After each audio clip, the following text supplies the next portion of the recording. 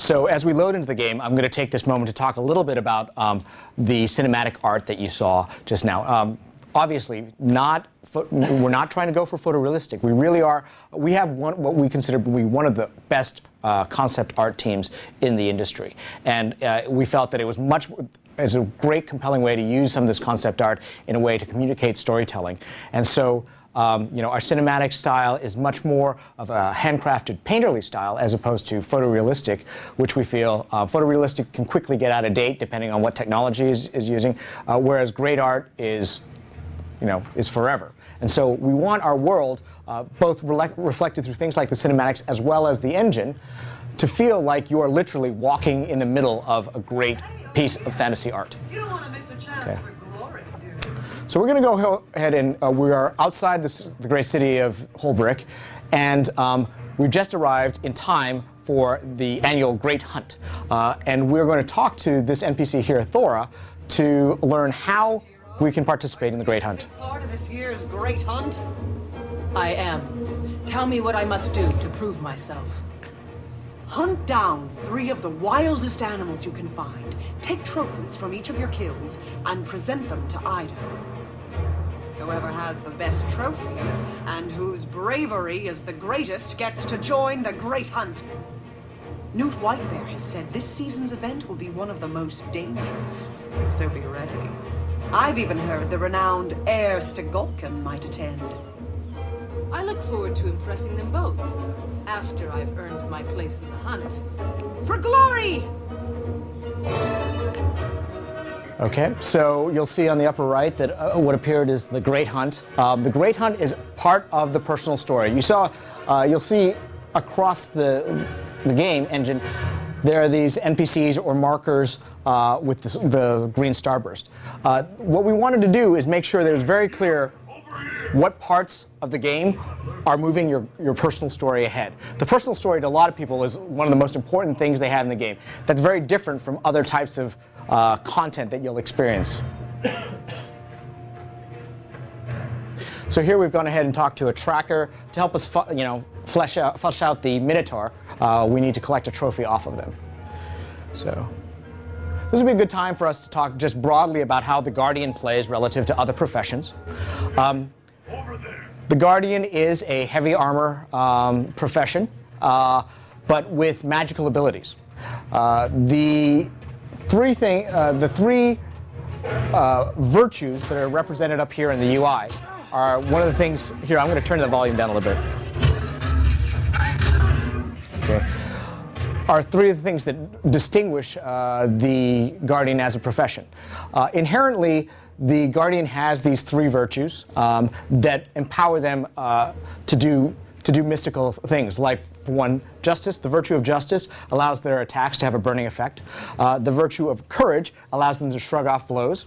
And the virtue of resolve enhances their self-healing abilities.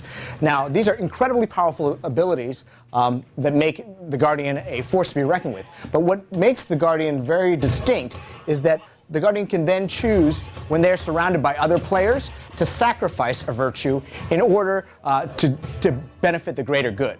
So a Guardian, when surrounded by other players, is always left up with the choice, like, am I better off powering myself with my virtue, or am I better off sharing it with a broader group of people and enhancing them? So the Guardian has this ability to have a great support role within any encounter with lots of other people.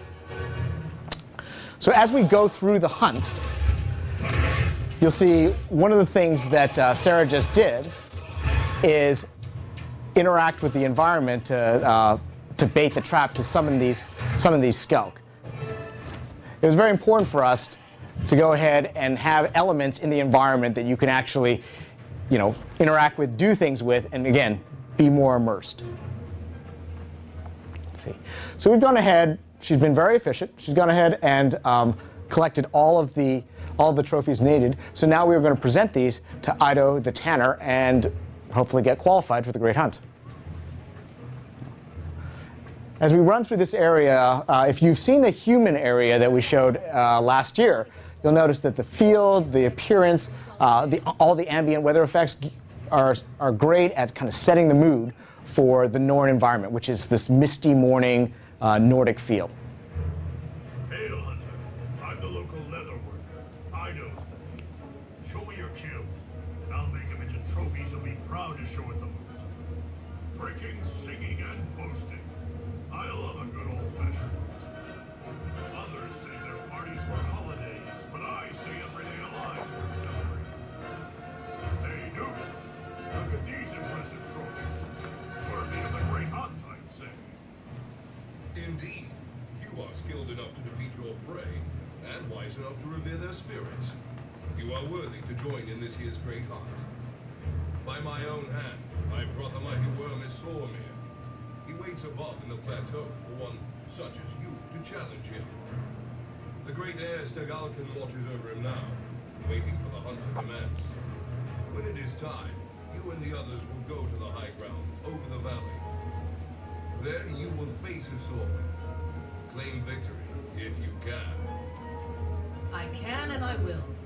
This is where my legend begins. All right. So we've been instructed to join Heir Stegalkin to take on the great ice worm Sormir as part of the Great Hunt. Heir is actually one of the great heroes of the Norn race. She's one of the major characters in one of the Guild Wars books that we just released, Edge of Destiny. So in talking to Heir, we're going to go ahead and run up to face the ice worm.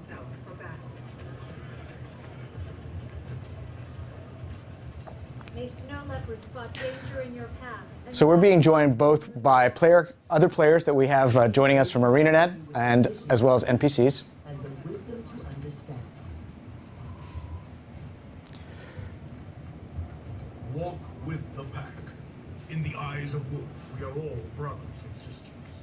And as we enter the area, you'll go ahead and see that we have your first dynamic event. Immediately, you don't have to talk to an NPC. It appears in the upper right-hand corner. You see a description of the event as well as the progress bar for how far in the event it's gone. We can immediately enter the event and start participating. We can be helping these other players. And again, we aren't competing with these other players for XP. As long as we participate in this event, we will go ahead and get full XP, and so will the other players who participated. We've gone ahead and we've entered the next phase of this dynamic event. We defeated the small ice worms, and that has roused the big ice worm, the giant ice worm, is Sormir. There's our prey. So, as we mentioned, in our combat, we never want somebody to just be standing necessarily in one place hitting the same button over and over again. We don't consider that to be fun combat. It's very important that you... Wow. That was fast.